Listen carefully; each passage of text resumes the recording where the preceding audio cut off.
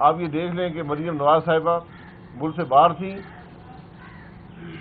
عدالت کی تاریخ پیچھے کر کے 2018 میں الیکشن کے دوران کنوکشن ہوئی، اور 4 سال کے بعد جا کے ہائی کورٹ سے کل بریت ہوئی ہے۔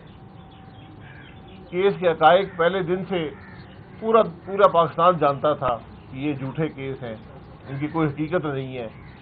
جج کو دباؤ ڈال کر فیصلے لیے گئے، لیکن 4 سال لگ گئے انصاف ملنے میں۔ یہ بڑے تلخ حقائق ہیں جو ہمارے ملک کے ہیں، اور جب تک ہم ان کو درست نہیں کریں گے، انصاف کا نظام درست نہیں ہوگا۔ جہاں پر جعلی کیس بنانے والوں کو پوچھا نہیں جائے گا۔ آج ضرورت یہ ہے کہ نیب کے ان افسران سے پوچھا جائے کہ آپ نے جعلی کیس کس بنیاد پہ بنائے تھے؟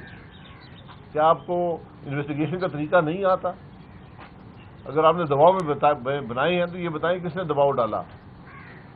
اور آج سب سے بڑی ذمہ داری جو ہے وہ سابقہ چیئرمین نیب جو جاوید اقبال صاحب ہیں ان کی ہے کہ وہ ذرا پاکستان کے عوام کو بتائیں کہ جو کیس انہوں نے بنائے کس کے دباؤ کے تحت بنائے، ان کا مقصد کیا تھا۔